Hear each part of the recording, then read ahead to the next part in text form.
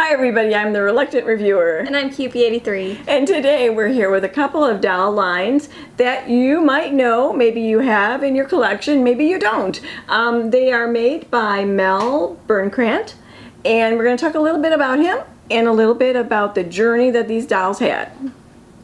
Yes, so Mel Birnkrant is a toy designer and a Disneyana collector, like a Mickey Mouse collector. Very big one. Yeah, who seems to have an amazing collection, by the way. He has an amazing website where he talks about all of the toys he designed over the years and tells you what kind of like the entire history from concept to manufacturing or concept to the demise of the line. He has so many details on his website, it's insane. But it's definitely worth taking a peek because he chronicles the lives of so many toy designs, some of which you may know. And some that just faded away into obscurity. Yeah, the toy biz seems super tough. Like reading his like honest opinions on it and like his journey for each toy line, like you can tell that the business is not for the meek. He started out in Detroit and then New York City and then upper state New York, I believe, might be where he is now. I'm not quite sure. He does have videos of his great collection of Disneyana and comic strip toys, which you can find online. I am going to put a link for them so that you can just click on them and then go and read to your heart's desire. This is going to be kind of like a little two-part video between some things that I want to show that are kind of akin to Mel stuff. So this is the Babyface collection. I don't have all of them, and two of these are repeats. We have So Surprised Susie, which is this girl here, and this is So Funny Natalie, and then QB has So Sorry Sarah, but we could not find her to put her into the video. But she's around and she's really adorable. And if the one thing you'll notice about baby faces are their faces are so adorable, all the different reactions. Yeah, so the history behind this line isn't super complicated, but there is a really good like 31 chapter article on it on the website. So definitely check that out. So with Babyface here, Mel was working with this company called KizCom that he used apparently to try to promote a lot of his ideas and try to sell a lot of his ideas. And Babyface originally in his mind was going to be an 11-inch tall doll, so it would be up there like kind of like Barbie size. But of course, when you sculpt something, if you sculpt a prototype, you might make it bigger, especially if they're going to take the idea and run with it because of shrinkage for the molds. So he actually ended up sculpting his prototypes at like 14 inches tall, so right around this size. He was going for like a stylized and abstract look with touches of realism, which I think is inspired by a lot of like what he likes in general, the character dolls, and like Disney and all those characters. They're all kind of abstract but still have some realism in there somewhere. And I know he was in one of the articles talking about Mickey Mouse and how the original Mickey Mouse was just circles. Just a bunch of circles that you layer on top of each other, and there's so much life and character to it. So in designing this, you can kind of see some of that influence. Because of the big eyes and the cheeks and just the look. So he designed some prototypes, and then the idea was taken to Galoob. And Galoob was known at that time for micro machines. Like that was literally what was keeping the company afloat and alive. Like it was, micro machines were making all the bank. They were making all the money. And so they didn't really have a doll line that they were shepherding, and they didn't have one that they were trying to promote. And so during this pitch, the head of Galoob at that time loved it so much that mid-pitch he was like to the other people in the room, he was like, buy this, we're going to do it, it's going to be our, main girl thing. And so they bought it, like in the middle of the pitch, before the pitch was over, which was great. Like that's great enthusiasm. Like he and some other people at Galoob were very enthusiastic about making this their thing. So, at that point in like a toy's history, that's kind of where like the toy designer gets kicked out of the party, and the company says, "Thanks, we're gonna take this for a year or two and have do our own people thing." have our people figure out what to do with it now. Right? Yeah, that's when they take it and say, "Thanks for the idea. We're good. We're gonna give you some money. Then just come to Toy Fair and you could see what we do with it." Right. So at that point, he kind of assumed that would be it. But they kept inviting him to some meetings to see like how the concept was progressing. And at one point, they invited him and his partners to see what the molds were looking like. They had kind of taken the Sculpey molds and sent them off to be produced and cast and everything. And the molds were not very good at all. Like, they were just apparently really, really bad. So whoever Galoob was working with was not doing a good job on that front. And in the end, after paying like thousands of dollars to these people to make really poor molds for the dolls and the bodies, they ended up commissioning Mel to do more sculpts out of Sculpey, Super Sculpey, to then be pushed into like that get cast and made into, you know, molds that they could use to create the doll. So yeah, he ended up doing a lot more work on this. He said he probably made around 23 wax heads that were then he made 23 super sculpty heads that were then put into wax. So then they could create the doll, some of which never saw the light of day, some of which were produced. So yeah, he put a lot of work into this line that he may not have otherwise had the people that Galoob hired originally not sucked on the molds. But they also did something cool where they hired these two people called the Alberts. There was like a wife-husband team who were basically experts at taking concepts and making them actual manufacturable toys. I'm going to have to look them up to find out about them. Yeah, so it was, like I said, a husband and wife team. They worked on Cabbage Patch Kids, so they worked on bringing the Cabbage Patch Kids concept to something that you can actually manufacture and make a profit on. So Galoob brought those guys in, like, right off the bat to work with Babyface, which kind of shows you how much faith they had in it.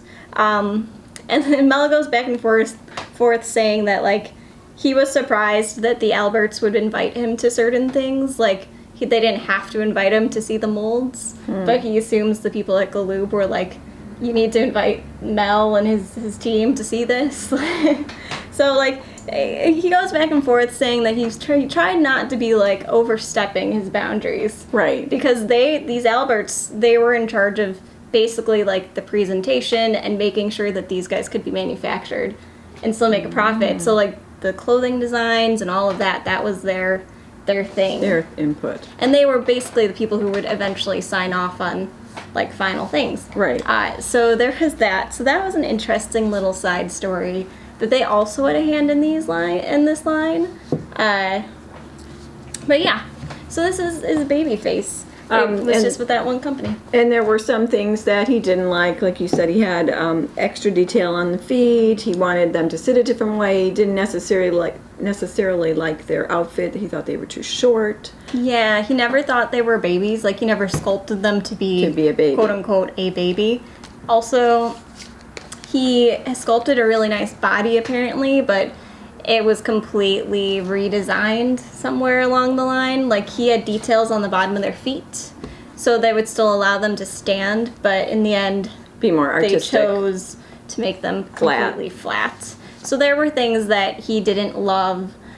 He did comment on the eyes. Apparently the first dolls were made with, like, super cheap Chinese eyes, where they were just, the colors were too light, the irises stood out too much. And so he mentioned it, and when they ran out of those eyes, the company bought different kinds of eyes, so they're a little bit better quality there. It's kind of like dolls today. You go and order a ball-jointed doll or something, or one of those expensive Franklin dolls, and then the whole eye color changes to pink or purple, and you're like, that's not how I bought it. No. But yeah, he put a lot into this line and seems to be proud of his work. and like honestly, the line was selling really well. But you would think for a line that's selling really well, you'd have more than 2 waves. Right. But it pretty much died after those 2 waves, not because it wasn't selling, but because it was selling too much. Like, it was too much of a hit. There's some weird thing in the toy industry which I honestly do not understand. But according to this website, in Mel's own words, he said the line died because Toys R Us was having a field day with these guys. Like, they were flying off the shelves at Toys R Us because Toys R Us was selling them at something like $17.50. The number is inaccurate, but I know it was like $17 or $18. At a bigger price drop than other stores would have been selling it at. And like their undercutting. big price was like $24. So like you could technically go a little bit lower and still make a profit. And I think they were selling them to stores at like $19 or something. Wow. So like Toys R Us was putting more of a discount on them than other retailers were doing, and they were selling them like crazy, and they were advertising them in like all the catalogs and on TV. Like, there was a huge push specifically from like Toys R Us for this line, and they were doing really well. But other companies, like other stores, were angry that Toys R Us was selling them so cheaply, and so then they refused to buy the dolls from Galoob and put them in their stores because they couldn't make a profit or something, because people would go to Toys R Us. Doesn't make sense. Doesn't make sense at all. It makes no sense. I don't understand. But the reason that Galoob dropped the line, besides having some internal issues, was because they didn't want it. Like, they liked the line and they were good with it, but like they were only making 30% of the market because only 30% of the stores were buying it. We're ordering it.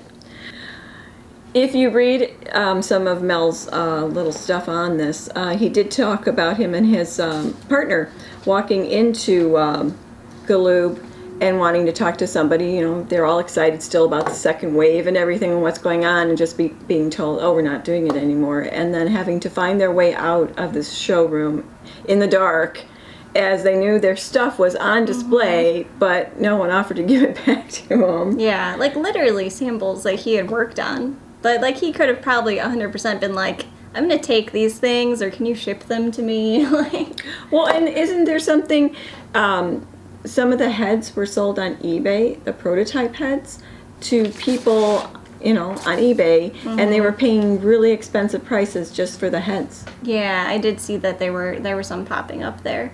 Did you?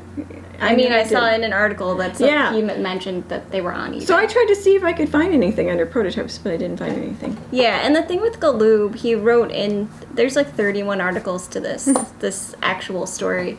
So he would mention periodically in these articles, like Galoob was basically run by like executives. Like, you wouldn't have one project manager that stuck with your project the entire time. It would be like, this month you have Sue who's doing your project management, and then next month Sue would be gone, and it would be like Daniel, and Daniel would have to start basically like learn everything you'd done and then put his own 2 cents in there. So there was never like one person with like a fluid vision, like a consistent vision. It was just like all these people getting handed the project.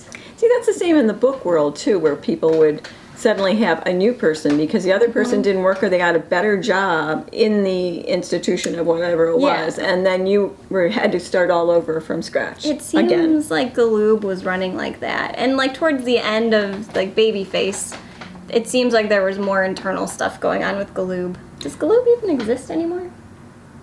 I don't know if it does. It was probably eaten by like Mattel. Yeah, that's the thing. Every company has gone and bought up all the other companies. So there is not a pure, like it used to be, Play School. And Play School was just Play School. It wasn't anybody else. Or the Mattel's just buying everybody up. And Coleco maybe. I think, or Coleco's not around either anymore. I don't think Coleco's around. I don't know. They keep taking their names and changing them all over the place. But it is a dog-eat-dog world. And it's really interesting if you read his website pages. It's something to read. I mean, it's really a dog-eat-dog world. Yeah. He's the concept guy. He's the guy that comes up with a design, and then he had people that would go to all those toy companies and say, hey, you want to buy it? So a lot of stuff, by the time he was sending his stuff off for other people to look at, I mean, he's probably done 30 other sketches of other toys. It's really interesting, though. But these guys were out in the early 90s, and when they went away, one of those ideas that Mel had, in the back of his head, and did a concept photo and even a prototype, was my favorite on his list of toys that do not exist. My Pretty Kitty, or they were called Magic Diaper Pets. So think of these guys, but done in animal form, which I think would have been adorable, especially with the flocking on these dolls and the velveteen on them. He has a picture of one of his prototypes, and I love it to death. So that's something you can look at and find. It's called Land of Lost Toys. So these guys are gone. And now in 2002, was it? Roughly, 2002, yeah, is when he started thinking of this line. Okay, these guys actually came out around 2007. So 2002, he's trying to pitch something similar. Yeah, so these are the Play Along Club. Play Along Club dolls. You may remember them. I think they were only sold for like a year, and there were only 3 dolls. So you may remember them. I clearly remember them on like Toys R Us shelves, like on the end caps of Toys R Us. This is Sophie Kate, and this is Zoe Madison, and I don't have Olivia Reese. And they were supposed to also come out with accessory kits for fashions. Never saw those. And the only time, I actually bought this one. This one someone found for me at the thrift store, my brother did. And he remembered I had a doll similar to that. This one was actually in the clothing store, like Gap Kids, years and years and years ago, and that's how I got her. But I never saw fashion packs, and I don't remember seeing them in the regular stores. So yeah, this started out in 2002 as just an idea that Mel had, and he wanted to uncompromisingly make the best doll he could. The doll wasn't going to do anything. It was just going to be a classic doll, a child's companion. So he was going to make something that he wanted to make. And in 2002, if you recall, that was kind of when, and it still is, where toys have to have a gimmick. They have to have a chip in them. They have to have some sort of electronic gizmo. They have to move. They have to do these things. But in 2002, he was kind of tired of that. On his website, he says he was contemplating retirement just because, like, his ideas were not all computer chippy and everything like that. But he wanted to make one last attempt of making like an uncompromisingly classic doll. So he originally pitched them as friends and family, and he made 7 different prototype dolls. They were all posable, jointed, articulated. You can bend them, just like these guys turned out being. They have wires in their legs, and they have a wire in their arm.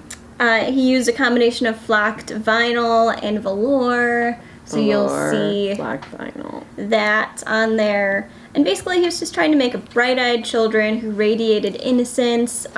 He was speaking to fun and friendship and the kind of happy childhood many of us once knew or wish we did. So they were just supposed to be fun. He had family units, brothers and sisters, little ones, little kids that go with the big kids so they could play together. Boys, not just girls. So there were 7 dolls that he pitched. And then he brought this to his partners, KizCom, and KizCom pitched it to Mattel, Hasbro, and Playmates. All 3 really big players in the toy game, especially in 2002. Playmates never got to see it. The CEO was out of town, like in Hong Kong or something, and so by the time between leaving it at Playmates, leaving a prototype at Playmates, and actually getting the idea sold, he had not come back. He didn't even see it. I don't think Playmates would have taken it. They were doing battery-operated stuff. The dolls that talk. Yeah, they rarely do dolls anyways. Yeah. Like, they do Water Baby. They do Water Baby.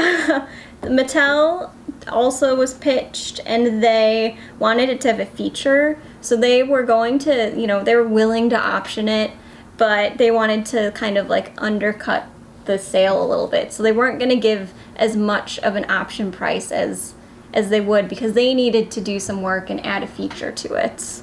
So, and Mel had heard that before from other companies and made deals like that, but then in the past with other toys companies had just then released the same exact product that he pitched them without any added feature or element. So basically they swindled him, and he was unsure of that happening. And I would tell Mattel no, too. I would, too. So Mattel was a no-go. Hasbro loved it and made a deal that same day. The head of the girls division had come from Coleco during like the Cabbage Patch Kid days, and apparently like she told the story where she when Cabbage Patches were pitched, she was taking them through the office like the day of the pitch meeting, and people were stopping and like looking and saying, oh, they're so pretty. And the same thing happened with these guys. People in the office at Hasbro were like, oh, they're so pretty. So she was like in love with them. She basically was like, this is what we're going to do. We don't need to see any more doll pitches. This is what we're going to push for the next, like, you know, foreseeable future. Right. So they were really on board. Like, it seemed like the key players were really into making this, like, the next Cabbage Patch Kids. Right. So they got a 2-year option. And basically, in those 2 years, they were trying to retool the dolls to their vision. They were looking for gimmicks and trying to find a marketing plan and a direction to take the line. So, yeah, it takes a long time to make these decisions, apparently. And at one point, they envisioned 35 dolls, books, accessories, video games, a website, a movie, like so many things for this line. They hired Mel to make final master sculpts of the feet, the hands, the head, the body. They had to make 3 new facial expressions, so 3 new face molds with different faces. Oh, yeah. Single, and then with the smiley face. So they put some work into it, but they never really did enough. Like, it never really moved forward. Within the 2 years, Hasbro internally let go of the project consultant, and then one of the other people working on the team left for maternity leave, and the head of their girls division, who had really championed this idea, she left. So 3 key players gone. There's a new team in place. The new head of girls, the girls' toys, didn't like these dolls because they didn't do anything. She was probably an intern. Probably.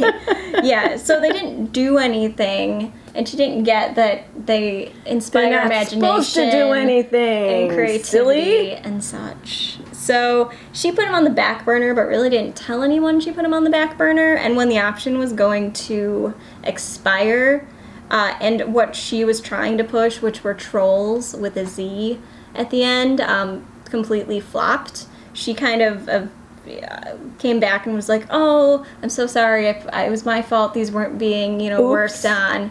But I see your vision now. No, that's So good. they optioned it for another year, making Hasbro basically owning this for 3 years. And they did And nothing doing that nothing. third year. Nothing. So they didn't do anything that year, and then they just let the toys go back to Mel and his team. So 3 years, Hasbro sat on them. How disappointing. You make a picture, you make a prototype, and somebody has your prototypes, and they do nothing. So at that point, Hasbro did still have their prototypes, which were not Hasbro's property. They belonged to Mel and his team. So Hasbro returned some of the prototypes, many of them dirty, broken, very disheveled looking. Because they had them 3 years. Yes, they weren't wearing their original clothing. They were in like really ugly, generic clothing that basically they were probably just being used for models for other fashion packs. Probably. But yeah, Hasbro took no care in taking care of the prototypes at all. And they even left one. Like they returned all but one. So Bobby, the boy, was little missing. boy was not there. So yeah, there was like a prototype that was missing, and like Mel went he wanted his prototype, so he wanted all of them back. So basically, he put out this wanted poster for this missing prototype, Which is the greatest thing in the world. He wanted it back. It was a little one. It was like a little brother one. and it was so cute. And the last known photo of it is like the poor boy was dressed in a dress, like. It was sad. And thankfully, that actually did something. Like, It someone worked. actually returned this prototype of Bobby to him again. But his partners didn't want to do that because they didn't want to upset any big dealers out there. And he's like, I don't care, I want it back. All right. He did the right thing and got it back. Because Hasbro had basically mistreated his prototypes. So then he decided, well, if it needs a gimmick, we'll go with the gimmick. And he kind of retooled them to be the Eggcorn family. So, like, they grew like Eggcorns on the friends and family tree. And he gave them, like, in one ear, like an Eggcorn sort of earring thing. She doesn't have one of those. She's not an acorn. So he kind of retooled it and gave it, like, a gimmick. A gimmick. And then they pitched it again, and Ross and then it was picked up for another year by Russ Barn, I think it was. And they didn't do anything with it. I want to say that's like the Russ company that made Beanie Babies. Russ Berry. Yeah, that's what it's, yeah.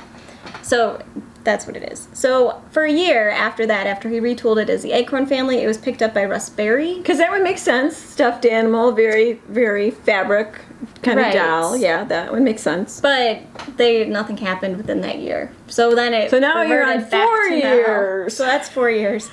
And then Play Along came around in 2007. They They were really just a little loved company. it. They were a smaller company in Florida. They didn't have much going on. They were still relatively new. So they requested more masters be made just months before Toy Fair, produced them in a few weeks' time. They were really excited about this line. They changed the name to the Hotchscotch Club from the Eggcorn family. But eventually they had to change that later. So they brought these to Toy Fair. They literally only had months to prepare for Toy Fair at that point. And if you've never been to Toy Fair, like, there's all of these huge displays. That's where you get your toys in front of buyers and bloggers Got your order and all these form. people. I'll take 100 units. So Right. So you want your toy out for Toy Fair.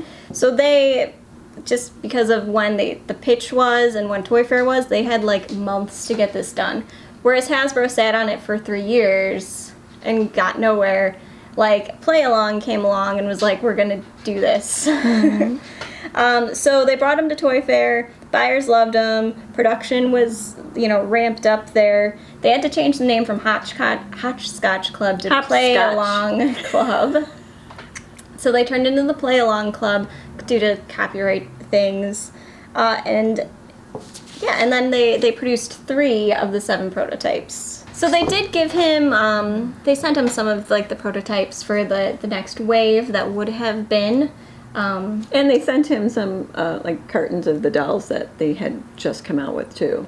Yeah, they did that. There was also some books that they sent him that were based on the line. So yeah, he does have quite a collection of Play Along Club items in his house. And so, yeah. So that's just a little bit of a history for these 2 sets of dolls. It's really interesting. You got to read it yourself. It's long, but think of it as night-night reading. I don't know. We all have time right now. We all have time. We still have time. We're in phase 3, but we still have time. Yeah, so definitely check it out. This was just a very brief overview of like all the stuff. Like I said, the Babyface story alone was like 31 chapters. And that was only one toy company involved with it. This was just like different toy companies and different things going on, like different craziness. It gives you an interesting look into the toy designing world. Yeah, and I've done that before with the one Mattel book that's out, and that was interesting to read too. And it was of the girls' division of Mattel. So yeah, so I don't know. What do you want to ask? What do you want to say? we're going to do, like I said, another video that's going to be just a little bit different, but it's going to involve a little bit more talking about Mel too. And I think we're done for this one, and we'll talk to you later. Bye. Bye.